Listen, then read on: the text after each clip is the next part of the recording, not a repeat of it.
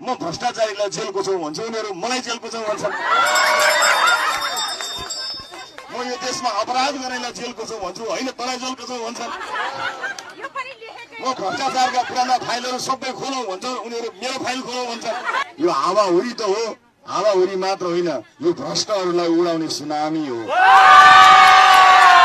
उनीहरूले हावाहुरी भनिरहेका रहेछन्, अलिकति मिलाएन छन्। हावाहुरी त हिजो थियो, हावाहुरी त मङ्सिर 4 मा थियो, अब त यो सुनामी हुनेवाला छ। सुनामी,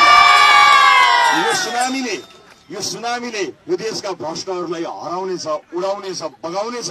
खुल्न त खुल्छ, भ्रष्टाचारीको फाइल पनि खुल्छ र यो देशको भविष्य पनि खुल्छ।